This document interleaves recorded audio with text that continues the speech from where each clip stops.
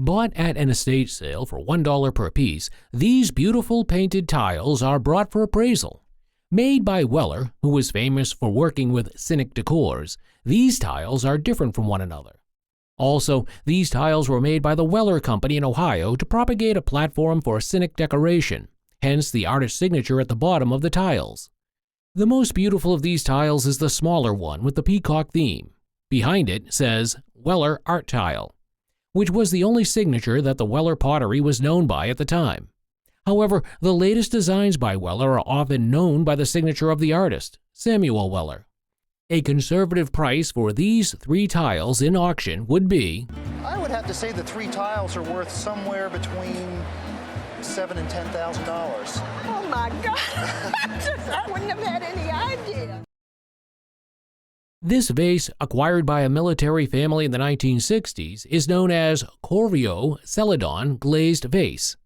But it dropped on the floor and was stepped upon, which damaged the edge, though it was roughly repaired. Celadon is a type of color made using iron and glaze during the Corio period. The Corio period is from the 10th to the 14th century, dating about 1200. Though the damage can be restored, the auction estimate for this vase in its present condition is, this can be restored, and it would still make around $400 to $600 in an auction sale. It would have been worth in the $4,000 to $6,000 range. This guest brought in one of the monumental oil landscape paintings by Wilson Hurley, whose family and her family were next-door neighbors. Wilson Hurley specialized in oil painting and landscapes after he moved from Oklahoma to Ohio and fell in love with the vast landscape. No doubt this painting is Hurley's because it has his first name signed on it. An interesting bit of this painting is that it was made in 1960 when Hurley became interested in the relationship between technology and nature. This is emphasized in the painting by the landscape and a visible cloud above a tall wind piece of technology. Hurley was considered a Renaissance kind of man, and he was into law and was also an engineer. Also, he has a studio in Oklahoma, and his paintings are found in museums in Ohio. The painting is in fairly good condition, as there is a bit of grime, crackle, and capping here and there. In an auction, this painting would fetch, this painting might bring $10,000 to $15,000. Really? Even Yes. that is, for Wilson Hurley, it's small. Over 90 years ago, this guest received a masterful piece from a young artist named Rockwell. This talented artist started his art career at the age of 14. He was born in 1894. He dropped out of high school in 1910 to enroll in art school. He is associated with Saturday Evening Post covers, a popular show at the time. The painting was done on an oil canvas showing a woman with her padded stockings and brush trying to imitate a more stylish model in a picture, and her faithful dog who was probably waiting for her to finish posing. Rockwell was a master of telling simple stories with innocence. In the late 1990s, his work started to bring in 6 figures, so this painting in today's market will be worth Replacement value on this of about $500,000. Better get more insurance. Presented on the show is a vibrant vintage painting. Our guest inherited the piece from a friend who purchased it while in France. On the lower right side of the painting is the signature of its creator, Leopold Sauvage. Sauvage was a Russian-French surrealist painter of Finnish origin. And while he's not a household name like Man Ray or Rene Magritte or Salvador Dali, this painting really speaks to the style of the surrealist movement. This painting depicts a landscape of dreams and nightmares, featuring disembodied figures. It was created to convey abstract images in a variety of colors. Surrealism was a very abstract and very psychological and interesting movement. The works of Leopold are very rare, and this tremendous piece is a beauty to behold. At auction, due to its rarity and significance as a symbol of the surrealist movement, it is valued at I would value this piece at probably between $3,000 and $5,000. Wow. Our guest bought the item at a de-acquisition sale in the Angels Attic Museum in Santa Monica. Our guest reassembled and glued them back together as best they could. The appraiser begins by examining the outside and noting the guest's main question: what is it? Our guest knows it was made in Granada, Spain, and possibly for or by Castro Fernandez. This item is made of painted plaster with low-fired enamels and features intarsia work. And the basic design we can see also is Islamic influence. The Islamic movement was in Spain at a very early date in the 8th century. The appraiser notes that the item has a label mentioning a Spanish maker who also worked in Germany. This item is thought to be a model of rooms from the Alhambra Palace, reflecting Moorish architecture. The inside of the item is decorated with incised plasterwork and alabaster elements. The appraiser suggests the item might have been a tourist souvenir or a piece for a small museum to put in a gallery so people could come in and see what Moorish architecture was. This item has significant damage, but the guest paid $225 for it. The appraiser estimates the value of this piece at I would say $5,000 to $7,000. Oh my goodness, really? I'm serious. Even in this state. Our guest purchased the item at a flea market from a dealer specializing in American Indian artifacts. This item was part of a lot purchased for $1,200 to $1,500. The appraiser identified the item as Chinese, not American Indian. The centerpiece of the item is a jade panel set in a silver bangle mount. This silver bangle is from the 20th or 21st century, while the jade panel dates back to the Yuan period, 1271 to 1368. The jade depicts a goose in a lotus pond with lotus flowers. Originally, such jade plaques were likely sewn into fabric and worn around the waist. The appraiser estimated the jade panel alone to be worth, at auction, I would estimate something like this at $4,000 to $6,000. Good. I didn't know. I was hoping between 5 and 10. Yeah. This guest presented a dedicated vase on the show. She bought the vase from her sister's antique shop in Europe. This vase is more than meets the eye. It features a variety of arts and styles. It was crafted in the English arts and crafts ceramics style, manifesting the influences of the medieval guild, Renaissance and Revival, and the European arts and crafts movement. Upon inspecting the vase, we can discern it is dated 1900 and was made by the Della Robbia Company. A company from Cheshire, which was in operation from 1884 until 1901. However, the artist's signature can't be traced to any known artist yet.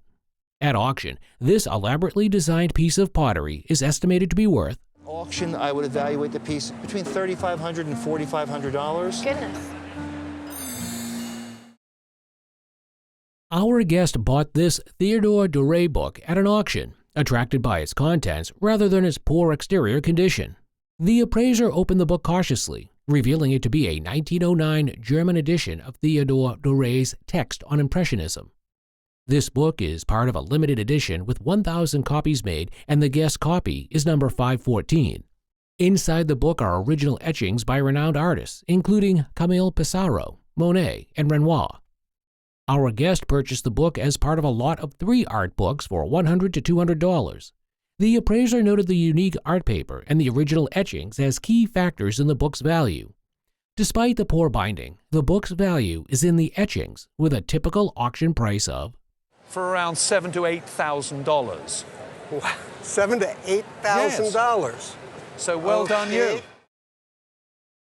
Our guest, a stamp collector, found this doll in a dumpster. This item is an early 1800 to 1850 peg wooden doll, measuring 1.25 inches long with a yellow tuck comb. She has a yellow comb, hence the name Yellow Tuck Comb. Items like these were made in Sonnenberg, Germany, and Grunenthal, Austria. What made this particular piece rare is its size, and being an early piece found in a dumpster, it's still in good condition. Fascinatingly, all parts of her body are jointed, both the hips and arms, making this wonderful. Everything in her has these little mortise and tenon joints. Such a delightful item, an antique doll with a yellow tuck comb, will sell for Between $1,200 and approximately $1,500. Oh, that's good. So good. a family heirloom with a rich history was brought to the show. General Eliphalet Whittlesey, a Civil War Union brevet brigadier general, once owned this item too. This is a federal inlaid mahogany sideboard made in Connecticut about 1785 to 1795. Before the early 18th century, specific rooms were not provided for items like these in America. But by the late 18th century, in federal America, when this was made, pieces were made for specific rooms. These forms of furniture evolved from England, called slab tables, whether marble slabs or wooden slabs on 4 legs. It's such an item to display treasure, something to show wealth on, and it also features Chippendale-style brasses and oval pinwheel motifs on top of the legs. And then you have these satinwood cuffs. In today's marketplace, sideboards are very popular. At auction, this Federal sideboard, made out of mahogany wood with a whimsical Connecticut type of light wood inlay on the legs, will have a price of. This one has lots of nice inlay, very nice details, and its value in the range of about $20,000 to $25,000. Are you pretty happy? Oh, yes. This is a child's swan sleigh. The guest bought it at a rummage sale for $35. It's an American pine sculpture with its maker unknown because it wasn't mass-produced at the time. It was made lovingly by someone to give to a child.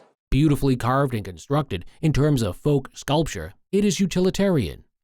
Featuring a screw to make the head stronger so that when held during a ride it doesn't break.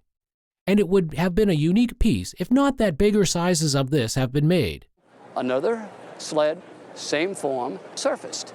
Oh. And it's approximately twice the size of this one. Interestingly, it also has a metal brace inside curved with the shape of the wing. Also beautifully shaped wood runners and a metal handle. This swan sleigh ride made out of love would cost Somewhere around $20,000 to $30,000. Oh my gosh. I could just cry. I had no idea.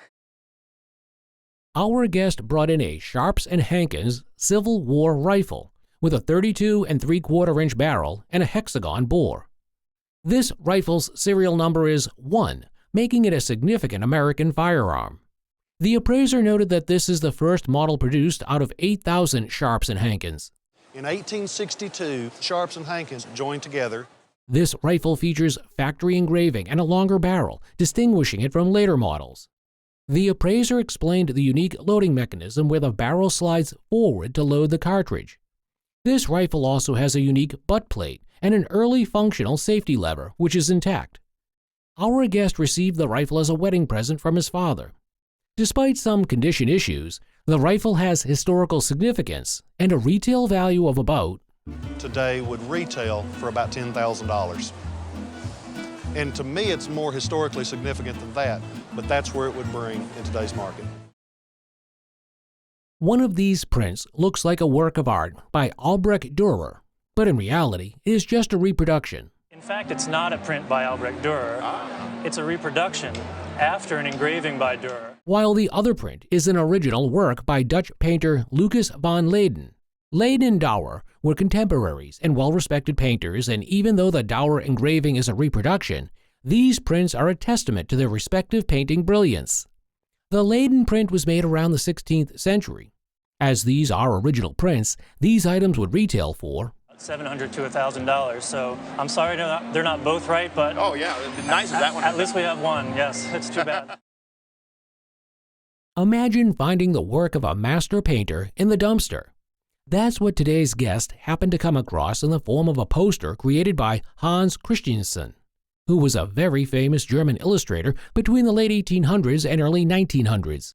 The poster served to raise awareness for a magazine, which was an art movement that really got its name in the 1920s. And it was one of the early forms of advertising used since there were no digital devices at the time. The magazine in question was prominent during the Art Nouveau period, and it is proof of the fine work done by Hans. At auction, this poster, with its frame and qualities, would retail at auction, I'd estimate it between $1,000 and $1,500. Sweet. Although they look like jingle bells, these bells aren't. They are in fact called sleigh bells, and they are worn on horses during parades. These sleigh bells date back to the early 20th century, and we have 3 examples here. These bells are not always used by horses. In fact, some cultures believe they're sacred items. Nevertheless, this doesn't decrease their value, and at auction, they would retail for $500 to $700. That's We are presented with a pocket watch, which originally belonged to the guest's father's uncle. This is an LC Grand Jean watch, a very fine Swiss maker, also known as a reputed maker of complicated timepieces. This item was made circa 1890 with a stamped case and has a small break in the center of the dial above the subdial. This 18-karat gold Swiss high-grade minute repeating pocket watch would have a price of A retail value on this piece is going to be about $12,000. Oh my goodness. Remembrance gifts come in different forms with different meanings to people. We have a picture frame on the show, which was a remembrance gift belonging to the guest's granddad. This is a Tiffany picture frame made circa 1925. A square frame made out of bronze adorned with enamel little inset panels. On the back of this item, it says "For Real" and Louis C. Tiffany Furnaces, indicating its authenticity. Despite old age, remaining in fabulous condition, this picture frame with enameled inset panels would have an auction estimate of I would recommend an auction estimate of $5,000 Wow. to $8,000. Wow, I had no idea. That's amazing. The guest brought an item he inherited from his great-grandfather. This is a fire trumpet, which was for a festival in 1865. New York Times said it was the most splendid and imposing organized march of the time. A major event which involved fire companies and firemen at the time. The company, Fairmount, paired up with a group of firemen from Washington, and they marched together at the event where the trumpet was used. The actual parade itself was about 20 miles. It's silver-plated and a typical piece that would grow to be a family heirloom. This trumpet, made out of silver with inscriptions about what it was used for, would cost about I would say you want to insure it for around $5,000. Oh, excellent. Yeah, Excellent. It's a really nice piece. This colorful painting beautifully captures the allure of nature. The painting was purchased by a guest at a church bazaar while she was on vacation at Lake Louise, Canada. When I looked at it and I thought, oh great, this is a picture of Lake Louise, that it's just sort of memorable for me to have a picture of Lake Louise. Furthermore, the painting bears the signature of its maker, Marion Cavanaugh. Cavanaugh was an American plein air painter in watercolors and oils. And she painted a great deal up in the Sierra Nevada mountains in California. Characterized by a mountain backdrop, trees, lake, and bright natural colors, it wonderfully depicts Lake Louise. Being an oil painting, it is very well done and in terrific condition, making it highly desirable. Taking into account its condition and the artistry of its maker, this painting would fetch a value of And this would probably be worth about $30,000 to $40,000 today. Oh my gosh, no. Yeah, she was a good artist and very Wonderful. This Belle Epoque diamond necklace is a stunning example of early 20th century craftsmanship.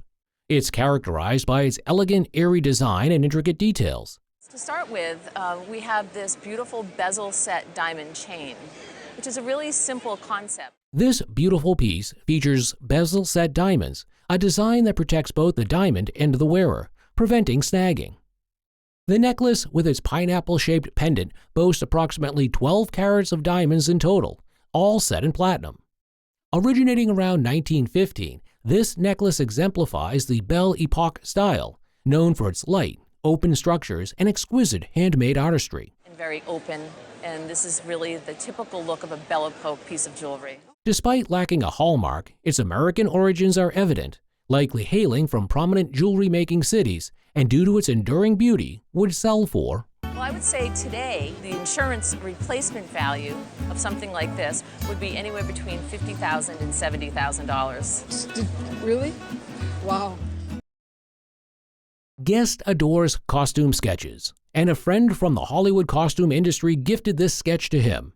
It's a costume sketch from Sunset Boulevard, designed by the legendary Edith Head.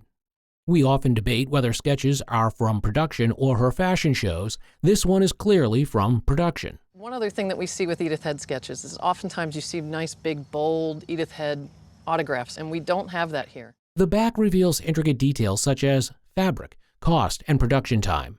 The attached swatch captures a pivotal scene in the movie. Sunset Boulevard portrays Gloria Swanson's journey from the silent era to the talkies era. This sketch likely depicts her character's iconic return to Paramount Pictures. With 11 Oscar nominations and 3 wins, the movie is a classic. In the world of costume collecting, sketches generally sell for under $500, but iconic pieces like this one could command significantly higher prices. And so I think conservatively, I would put an estimate of $10,000 to $15,000. And I wouldn't be shocked if it soared past that 15 towards the 20 mark. More than I thought, so that's nice. This painting showcases wildlife, exuding grandeur and serenity. It was inherited by the guest from her great-aunt.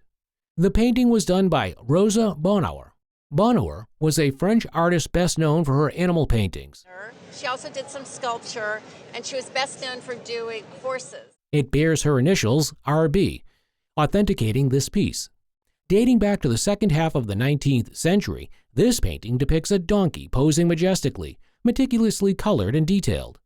Although made over a century ago, the painting is well preserved. Its value at auction would be It would be something like $10,000 to $15,000. Oh, wow, that's great.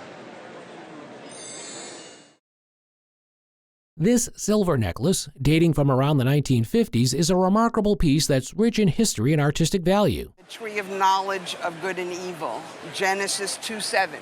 My mother was a librarian, so she kept notes about a lot of things. Interestingly, this piece symbolizes deep cultural and religious themes and was crafted by the renowned American Jewish artist Isla Shore, known for his detailed and whimsical designs. So he was born in Poland. He studied on a grant in Paris and fled Paris with his wife at the beginning of the war to this country. Quite unique, this necklace represents the Torah and the Tree of Life with intricate depictions of Adam and Eve. This piece, signed I. Shore, New York, also features a dove, a common motif in his work. The necklace showcases exquisite cut silverwork, a testament to Shore's versatile artistry, which spanned silver creations, ceremonial objects, wood engravings, and paintings. However, this necklace represents a piece of cultural and artistic heritage that's worth Market value today, I'd say between $5,000 and $7,000. A beautiful piece. Well, thank you so much. This guest presented a family heirloom in the form of nécessaire, which is a testament to the elegance of the Art Deco period. It's pretty. It's very pretty, and it has some really nice features. This compact was designed to be worn on the wrist, and it features compartments for money, a handkerchief, or even cigarettes. The nécessaire is crafted from 14-karat yellow gold, adorned with delicate enameling, and highlighted by a diamond-set clasp. It is an American mark. It is 14-karat yellow gold. Despite some minor wear, the enameling is in excellent condition, a rarity for pieces that have endured the test of time. The marks inside, including 14K and a serial number, suggest it is an American creation. Likely made in the 1920s, its quintessentially Art Deco design remains highly desirable and would sell for. It's lovely. I would think that at auction it would be a desirable piece. I would probably say about $4,000 to $6,000. Yeah, it's pretty. It's very sweet. I'm speechless. No, it's wonderful. A towering Schneider glass masterpiece with orange and yellow hues rests elegantly on a stunning blue base. This 33-inch Art Deco gem captures the essence of 1930s craftsmanship with a whisper of the Cluthra style. Schneider glass, made by the renowned Schneider brothers, who initially worked at the Daum factory before establishing their own company, was known for its exquisite art glass. Well, this glass is made by Schneider. Right. It says Schneider France here, which tells us it was made for export. During World War I, the brothers shifted their focus from art glass to producing glass for hospitals. This amazing piece entered the family in the late 1940s when the guest's father purchased it from an antique store in New Jersey. Despite a minor chip on the top, often referred to as a flea bite, which can be buffed out, the glass remains in excellent condition. For insurance purposes, its value is estimated between Of $3,000 to $5,000. Wow, that's terrific. This elegant Newport, Rhode Island furniture piece dates back to around 1770, crafted during the Queen Anne period. Its timeless design reflects the exquisite craftsmanship of the 18th century. Characterized by a distinctive carved scallop shell, bold cabriole legs, and a uniquely detachable leg construction for easier shipping, it is identified as a piece of Goddard Townsend furniture, highly prized among collectors. There were two families of cabinet makers working in Newport in the 18th century, the Goddards and the Townsends. Originally, it served as the base section for a high boy or high chest standing about 7 feet tall when converted into a dressing table or server. The guest bought this piece at auction on Cape Cod about 8 years ago, appealing especially to collectors of Rhode Island furniture. At auction, its value is estimated between... This is a piece that I would expect at auction would sell today for $3,500 to $5,000 to a collector of... Wonderful! This pristine Shirley Temple doll, still nestled in its original box, is a remarkable relic from 1934. With its curls perfectly intact, the original pin securely fastened, and a silk label confirming its authenticity as an ideal Shirley Temple doll, it embodies a piece of nostalgic Americana. The doll's journey began as a cherished Christmas gift to the guest's mother in 1934. Treasuring the doll, she never played with it and allowed her daughter to admire it only once or twice a year. And when I was growing up, I wanted to play with it, and she said absolutely not. This reverence ensured the doll's immaculate preservation, keeping it in mint-in-box condition over the decades.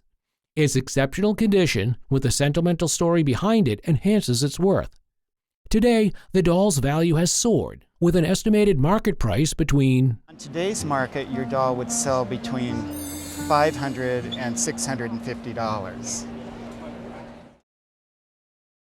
This captivating two-sided watercolor by Mississippi artist Williams Hollingworth, dating from the mid to late 1930s, showcases his extraordinary talent and vibrant color palette. One side depicts an urban scene, while the other presents a serene countryside landscape painted with purples, yellows, and gold. Known for his mood swings and struggles with depression, the artist tragically took his own life in 1944 at the age of 34. And in the early 40s, his father had passed away and he became depressed and he committed suicide. It came into the family when Hollingsworth and Carl Wolf paid rent with artwork in Jackson, Mississippi. This piece is uniquely framed to showcase both sides, highlighting Hollingworth's versatility. The urban scene bears his signature, suggesting it was his favored perspective. This watercolor stands as a testament to Hollingworth's artistic legacy, estimated to fetch, at auction, I would expect to see an estimate on it of between $8,000 and $12,000. Oh, wow. Thank you. I appreciate it. Thank you. On the table, 2 eye-catching silver bracelets catch the light. The guest received these bracelets from his parents, who were jewelry collectors and acquired them in early 1970s. These silver bracelets come from Native American culture and were made by Charles Loloma, a Native American jeweler. He is known for popularizing the use of gold and gemstones not typically found in Hopi jewelry. His influence and his impact on jewelry altogether has just been unprecedented. These bracelets feature common elements of Loloma's work, such as the use of turquoise and silver. Looking closely at the inner circle of the bracelets, it's sort of like a landscape, but there's a fluidity to the piece. We can see beautiful textures of the items that improve with age. So, at auction, these bracelets aging beautifully would fetch, probably in the retail marketplace, about $25,000. Whoa. Can I sit down? Only kidding. Wow. You don't see paintings like this one every day. That's why it's so special, because instead of focusing on lifestyle and scenery painting, Rolf Armstrong loved to paint patriotic pictures of women. Well, what you've brought today is a painting by Rolf Armstrong, who was a very important artist with a company called Brown and Bigelow, and they did calendar art. What's even more special is that, in contrast to using his imagination, Created a name, Armstrong Girls, for these beautiful women that he would use. Rolf used live subjects to properly depict the situation of his paintings. The painting is a tribute to a nurse during one of the world's significant wars. Like every great painter, Rolf has his signature on this painting. As an original piece of art, and due to its unique nature, this painting would auction at, And would probably at auction bring in the $5,000 to $10,000 range. Oh, that would be nice. one of the rarest models you'll ever see. That's what this Royal Dalton bear figure is. And certainly the red part of it would be the flambe glaze, and it is marked Royal Dalton, which certainly makes it easy to identify as Royal Dalton. Royal Dalton is one of the few luxury brands known for high-quality collectibles, and this one is no different, as it is unique and appealing. And what's nice is the variety of glazes as we go around the piece that Doulton has incorporated, and this lovely little cub that's hiding in the rear. The color combination used on the bear is alluring, and the attention to detail is exquisitely appealing. This particular bear figure is hard to come by and is highly sought after by antique lovers. Thanks to its creator, this bear figurine would retail at the auction price of, If it would bring in the neighborhood of $5,000 to $7,000. Wow. Before we had jars used to keep sugar, there were sugar chests. Sugar chests were valuable possessions used in the 1800s to store sugar. These compartments inside, they were actually to store the cones, the sugar cones. And that sugar was a valuable commodity, and we needed a storage place for it. At the time, sugar was a prized commodity, and so to keep it from being stolen or used unnecessarily, these chests were used. This particular chest was made in 1820 in Virginia, and it represents the furniture-making prowess of the American people. I want to tell you that this is made in Virginia probably around 1820 or so. It has yellow pine secondary wood. We can see this nice chamfering on the bottom. The chest has an appealing shine, which is a distinguishing feature. I think, Sarah, that these legs are quite short, and actually, even though you have this nice color coming up, I think that they've probably been shortened by about 1 inch to 1.5 inches. As a timeless piece of furniture, this sugar chest would auction at, and I say that this piece is worth about $4,500. That's great. That's pretty wonderful. happy? Yeah, I think that's wonderful. We have an array of visually stunning guitars. The guest used to own the company that makes these guitars. He bought Rickenbacker International Corporation from his father in 1984.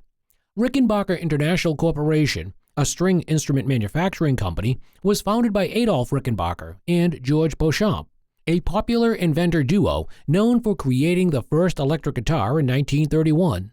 The earliest steps in the making of the guitar are somewhat automated. However, the vast majority of the product. Today's guitar makers have improved their production methods using automation to cut the wood, but most of the design work after automation is done by hand. They make the guitar strings with Caribbean rosewood and the bodies with hard rock maple. These guitars have vintage quality and high prestige, making us wonder how much these prestigious guitars would fetch at auction. These artifacts were passed down from the guest's grandfather, who traveled extensively and collected them from Alaska between 1908 and 1910. They've been in the owner's possession for 45 years. Appraiser identifies their origins as the Northwest Coast, possibly Haida or Tlingit. The bowl is based on a grease dish. They had a big tradition of doing oil bowls. This is probably late 19th century. One piece resembles a grease dish, adorned with bear animations and abalone inlays. Another item is a feast ladle, showcasing intricate carvings from the late 19th century. And it's interesting that the items that people would start to carve for tourists were fairly iconic items that they'd used in the tribal use. The piece de la résistance is a rattle depicting shamanistic icons, estimated to be from the 19th century. Appraiser values the bowl at $8,000 to $12,000. And the ladle at, again, very comfortably $4,000 to $6,000. Good. Okay. But the rattle steals the show with an estimated value of, I would be, again, very comfortable at auction, estimating this at $40,000 to $60,000. You gotta be kidding. a beauty book of timeless grace, where secrets of care and style embrace. A hairdresser received a book from a friend thinking it might be the first African-American beauty book called Textbook of Madam C.J. Walker, Schools of Beauty Culture. At first, it seemed like a regular, not very valuable textbook. The book's early focus on African-American hair care sparked significant interest. Upon closer examination, it was the first edition. It was the Madam C.J. Walker Beauty Manual. This book is the first for styling African-American women's hair, containing a wide range of hair care products. Although some of these products are no longer available, many of the methods and remedies remain relevant today. Madam C.J. Walker, originally named Sarah Breedlove, was born on a Louisiana plantation in 1867 to a family of former slaves. She became the first American self-made female millionaire according to the Guinness Book of World Records. Her company, which makes products for African-American women, still operates today. While examining the condition of the item, the appraiser said, The first edition of this book is scarce enough that at retail, this book would sell for $10,000 plus. $10,000? Are you serious? I am serious. Oh, you're kidding. No, I'm not. Our guest purchased the painting at a yard sale for $5. This painting was used in an ugly frame that didn't fit it, but the guest noticed it was on wood. The appraiser identified the artist as Oliver Dennett Grover, a Midwest painter from Chicago who studied in Europe. This painting is a Venetian scene created in 1885 when Grover was 24 years old. The appraiser highlighted Grover's skillful use of sparing paint to capture light and color. Even so that he just barely covers the board that it's on. You can actually see the grain of the board coming through here. Yeah. And so he's a very talented artist. This painting is very dirty, and cleaning it would reveal much brighter colors. The appraiser pointed out that the true colors could be seen where the frame had protected part of the painting. Our guest did not bargain for the painting, feeling $5 was a fair price. The appraiser estimated the painting's value at, I would say we'd probably get about $3,000 to $5,000 for this painting at auction. Cool. Cool. Our guest brought in items from Frank Lloyd Wright, sharing that he worked with Wright starting in 1953 as an apprentice. He mentioned helping to finish Wright's projects after his death in 1959, including supervising the construction of the Guggenheim Museum in New York. Our guest shared a photo of himself from that era, with Central Park in the background. Wright once praised the guest's drawing skills, calling them a gift due to their unique sparkle. Our guest presented a modern reprint of a folio designed by Wright in 1910. The folio includes illustrations like the Winslow House in Oak Park. Our guest also brought a craft brown paper cover with an original Wright drawing, which... Come on. And if I'd left it there, it would just been thrown away. The appraiser valued the folio at $1,000 to $2,000. The original Wright drawing was appraised at... That is probably worth $8,000 to $10,000. Oh, my God. Come on. Passed down through generations, this watercolor by Jacob Mentel embodies a rich family history and the distinctive charm of American folk art. Jacob Mentel, born in Kassel, Germany in 1763, is renowned for his profile portraits of people in Pennsylvania and Indiana. This piece, likely created around 1810, features a young woman depicted against a quintessential Pennsylvanian landscape, with farm buildings and vibrant roses symbolizing her youth. The frame is not original, so this would look nice in a nice early painted frame or a gilt frame, don't you think, Nancy? Yeah. Despite some condition issues, including in-painting, tears, and old repairs, the painting remains an important example of Mentel's work that would fetch. This picture, in this condition, is worth about $25,000. Wow. Is that pretty, are you happy with that? Yes, that's very surprising. This buffalo robe, purchased for $300, was acquired from a handyman who had kept it in his closet for over 30 years, passing it down from his parents. This robe, featuring a box and border design, was used by the Northern Plain Indians in the late 18th and early 19th centuries for shelter. While the robe's design is stylistically accurate, it's been identified as a replica due to certain inconsistencies, such as repairs made with cotton thread instead of sinew, and a questionable tanning method. Authentic buffalo robes with historical significance, like one dated 1820 to 1840, can fetch 7 figures, highlighting the rarity and historical value of genuine pieces. Despite its inauthenticity, the robe serves as a valuable decorative piece, valued at... I think this piece is easily worth $1,000 to $2,000. Okay. All right? Yeah. A doll was brought by the guest that had been in her family for years. It was purchased by her great-grandparents during a trip out west.